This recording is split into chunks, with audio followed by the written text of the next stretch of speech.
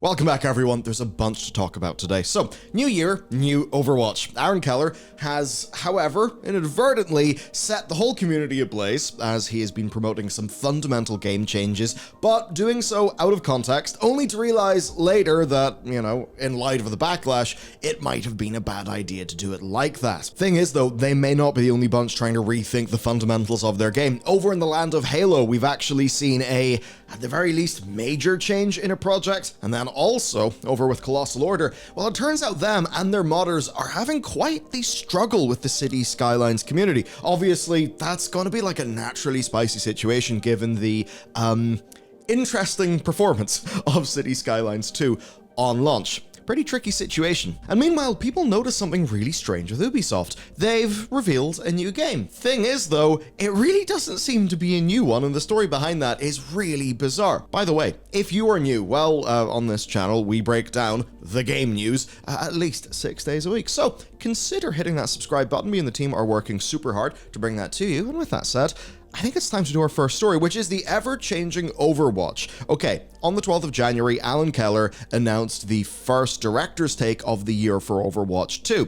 And to do that, he teased something, and what he teased was this: self-healing passive for all roles. And yeah, that sparked quite a bit of controversy, because this is a game that truly has shifted and changed so much over time. Now, beyond that, and going into the actual post, it seems to essentially be them trying to recognize reality, and this is something that's happened in so many games, right? You have an objective-based shooter, but what happens when people aren't playing the game the way they're supposed to? What happens if somebody's playing Battlefield and just is having fun, driving about, getting kills, but isn't playing the objective? Now, the difficulty is how you fix this problem, because you can't really punish players for having fun with the game that they've bought, but what if them doing that is then messing up, well, the game for the rest of their team? This is quite the problem. So, as such, they basically went through a bunch of additional features they'll be adding to improve the teamwork experience in Overwatch. So before I get to the crazy reactions, just to go over some of these details with you, essentially it's things around improving teamwork by improving their spawning system,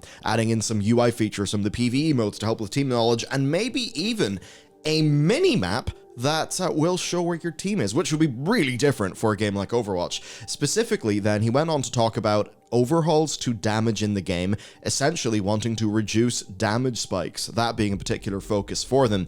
And then this led to the highlights from these changes, which would be part of a much larger overhaul. So he says that in Season 9, both tank and damage heroes will get modified, tuned down versions of the support self-healing passive. This should give non-support players more options in terms of sustaining themselves. It should also take some of the pressure off support players to keep everyone alive, since individual players now have more control over their own health pool. Now, you can really say this is totally watering down the intended design of this game, right? That it's essentially homogenizing this stuff across the toolkits. It's maybe making some of the differentiators between, well, not tank, but at least damage and support, kind of making them a little bit closer to each other. And you can really see why this would be, if somebody wants to be, say, a lone wolf DPS, this could be maybe great for them. If they want to play support and do more than just heal, this, I suppose, could be great for them. But, I mean, if so, why would they even choose support in the first place?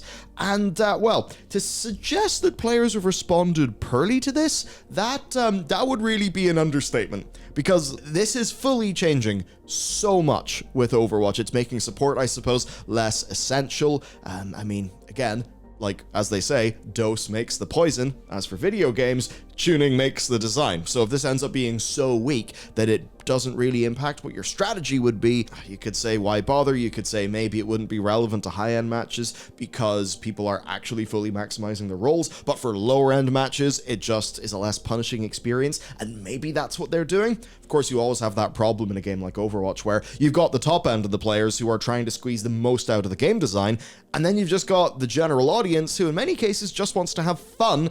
And if something is going to be sweaty and competitive, how is it also fun to just bash around in? Well, here's some tweets. Lamau, it's time to retire. Look, a lot of these, like, it's not just like random people tweets. Actually, people who do have significant, you could say, buy-in into the Overwatch ecosystem, also quite spooked about this. Ultimately, though, this is the game moving far away from Overwatch 1. Now, that's not me saying that Overwatch 1 is some sort of golden standard. I believe there was a time within the Overwatch League where I forgot what the comp was, but it just resulted in the most stagnant, boring, slow games that just ended up being like, all right, we're all going to use our ults, and whoever does it best wins. That's the whole game. It was so boring to watch. But think about everything, though.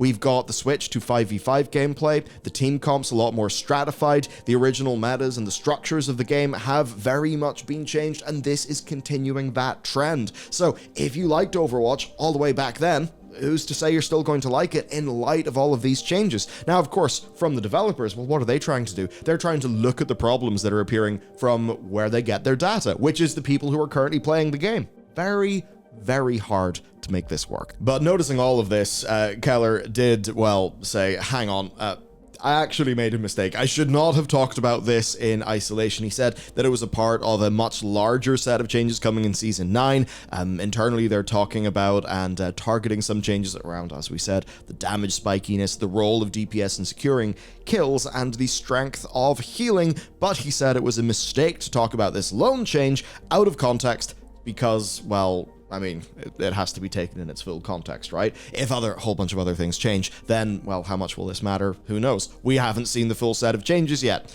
So, essentially what I think is going on is that this is them pragmatically trying to solve problems that they're seeing when they look into their own player telemetry, because they have the data for all of those matches. And I mean, imagine if you have the data, you had the win rates, you know, you had, I mean, they'll have telemetry about, like, how did a player play? And did that lead to them stopping playing the game for a while? And while taking any one data point there for like one player, obviously, who knows why they stopped playing? Maybe something happened in life or they just got bored. But you start to take that in aggregate, and now you're studying player behaviors, and then they're trying to make changes around those player behaviors. It does remind me of, say, skill-based matchmaking, where per loads of telemetry, per loads of data, skill-based matchmaking does appear to work in getting more people to play the game for longer. But obviously, what does that do for the more dedicated communities of those games? So yeah, it is what it is. And it is a cycle that these developers have had. You have characters like Torbjorn and Symmetra that are quite designed for a specific use case, a sort of player style. But then the developers have got to be faced with what happens when you actually start playing that game, when you see how players play them. Well, in many cases, it doesn't end up meeting the developers' expectations. It doesn't actually work for the meta in the way that they wanted at, say, different skill levels. Then they go and they change up those characters, and then the people who originally were drawn to those characters, well, they're no longer as happy, and this just keeps on happening. It's especially been a problem, though, for support that has changed quite a lot.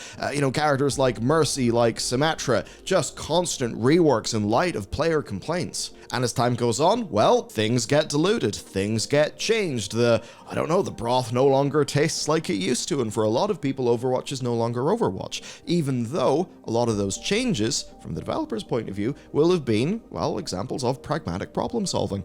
How do we get around this problem? Honestly, I don't necessarily know. I generally have a sort of build it and they will come attitude to things, but it's very easy for me to say that sitting in a chair here, not running a massive live service game with the pressure, I assume, of hitting player number targets and revenue targets and all of the crazy things that no doubt the people making decisions on a game like this have actually got to grapple with when they decide to clock into work in the morning. I suppose I would say with Overwatch 2, I actually enjoyed it more than the previous times I played Overwatch 1, and that was because it went, seemingly to me, a bit more lethal, a bit more sweaty. The idea that maybe one person can really carry a team if they just play that well. Maybe they don't want it to be like that anymore. We'll have to wait and see. To move on, though, to actually something that has... I don't know what to think, because initially I'm really disappointed about this. As you know, I love Halo, have loved Halo for a very long time. I think Halo Infinite is a marvelously designed shooter that has had massive problems as a product, but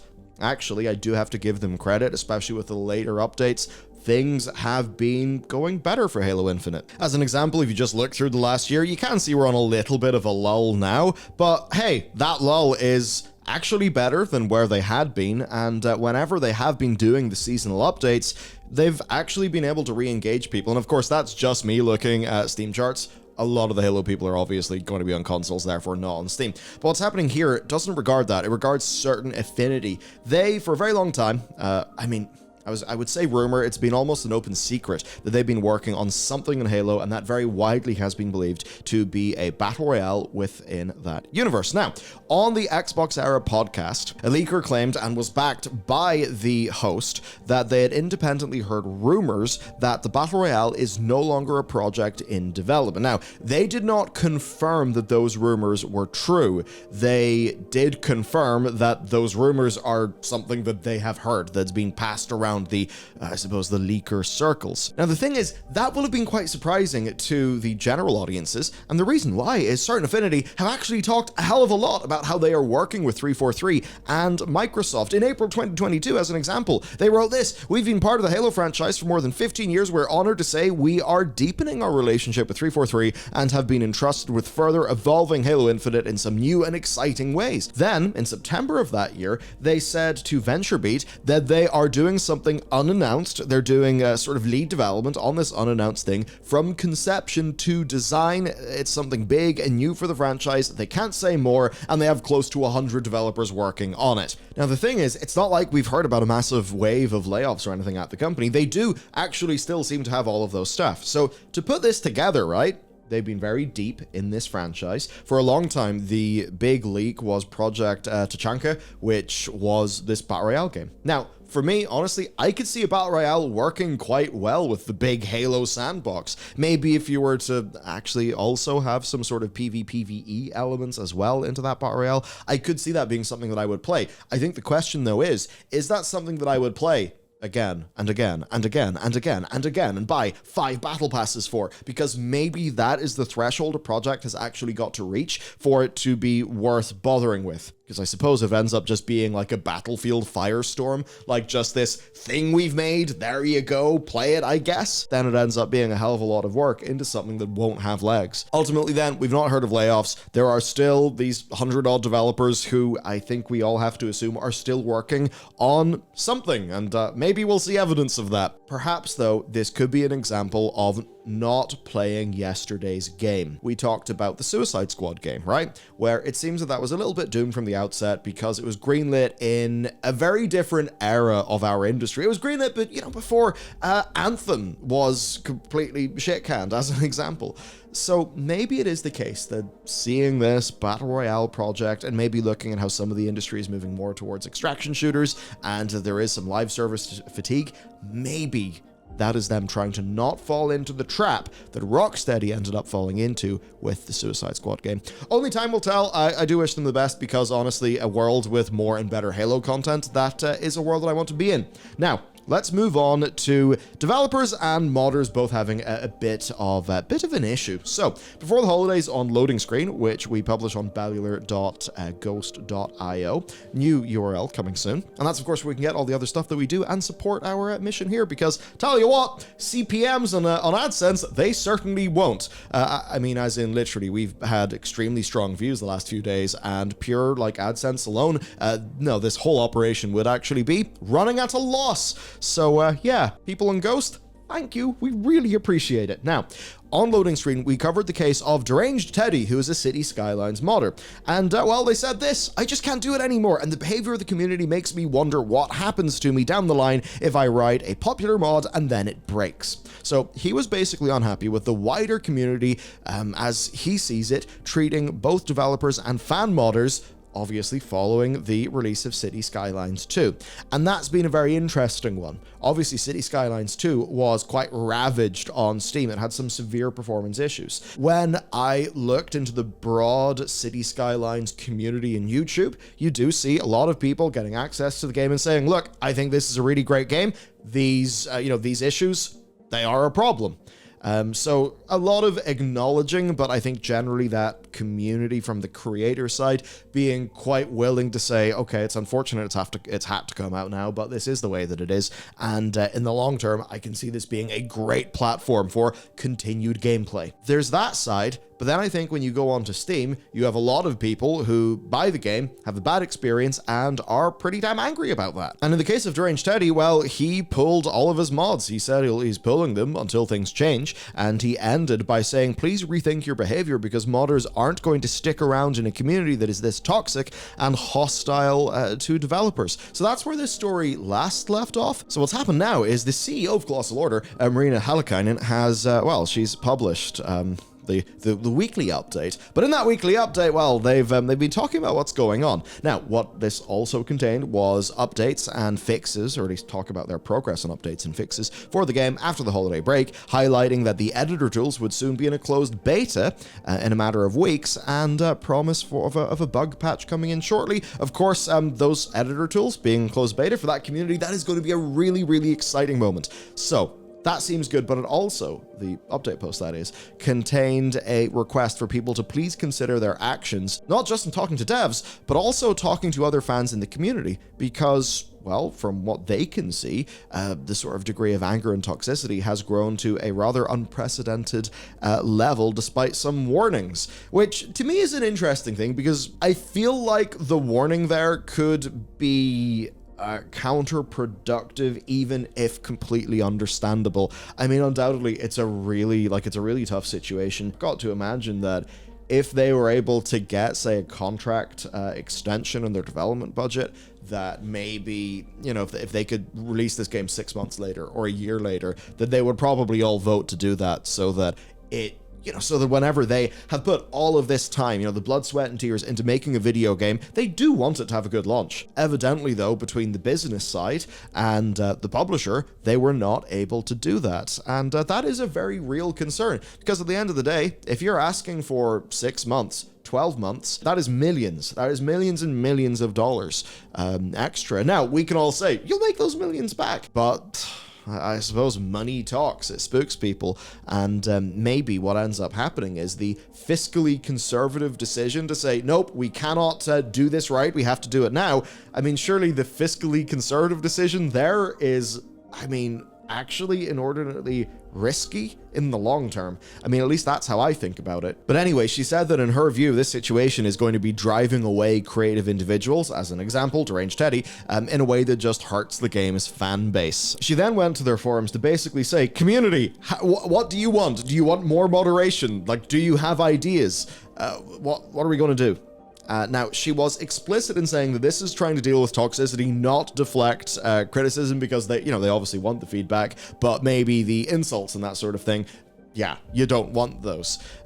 She says toxicity and criticism are different things. I'm sure you understand that. Toxicity is threats, attacking people, being outright mean. It's got nothing to do with explaining what issues with the game you might be facing and what you wish for the devs to fix or improve first. We don't want praise. We want a community where we can discuss with the players about the game, what is working and what is not, without facing abuse. So that is one of those really challenging things. For the players, there's going to be a lot of frustration here. I mean, even just, hey, were you enjoying Cities Skylines? A game that itself had performance issues, some of which are kind of inherent to that sort of game, but, you're enjoying this game, you bought all those DLCs, etc., etc. Oh, now the new game doesn't run on your computer, or runs so badly that, it's essentially not a playable experience. Or maybe you do buy it and you suffer through that stuff, but you keep on facing issues, you keep on facing bugs. People are going to get quite pissed off, and that's obviously going to sting. For my take on this, well, it's pretty simple. What will be useful, what will not be useful, and I think generally the more that things are disrespectful, well, obviously that's not going to be productive. And what will likely happen then is the mental stress, the literal time in dealing with problems, that is actually going to slow down the path to progress fairly humongously. And I think overall here, it's one of those strange situations where they probably can't say what the circumstances were that led to them having to publish the game when they did.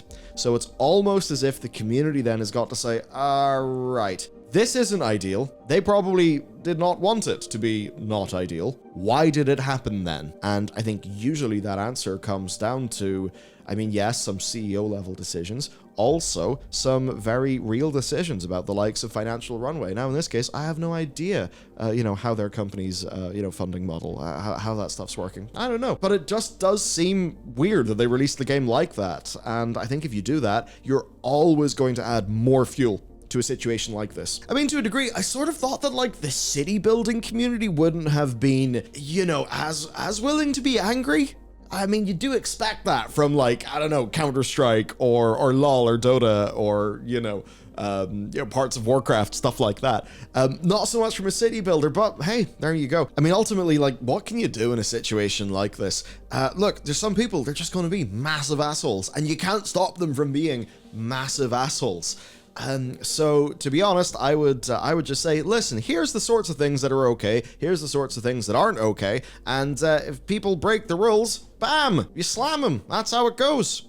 Just leave it at that. More moderation, that should just mean a greater capacity to enforce the rules of this forum that people agree to by being there.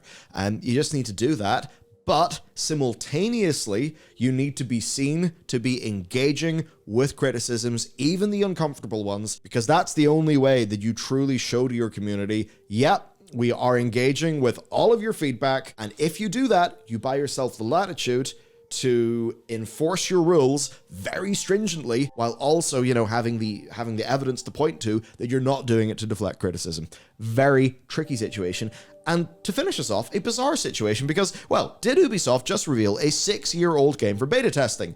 The answer does actually appear to be yes. And this is something that happens quite a lot with Ubisoft. So this is a technical test for a multiplayer game that will likely have, a small number of dedicated fans achieve absolutely minimal impact, really, and probably then just be killed in a year or two. Sort of a little Ubisoft cycle. But yeah, introducing Battlecore Arena, get a chance to play in our first, technical test, February 1st to February 5th. How utterly bizarre. And then they have, teaser image where we get to look at these balls, these battle balls. What is the game? Well, it's a free-to-play competitive platform shooter where gravity mastery is the key to victory. To some people, this will be awesome. To other people, though, this will be, nauseating, and to some, as spotted by Insider Gaming, well, they're not too sure that Ubisoft actually get to introduce this game, or say that you can be the first to play it, because 6 years ago, there actually was a game called Battlecore Arena on Steam.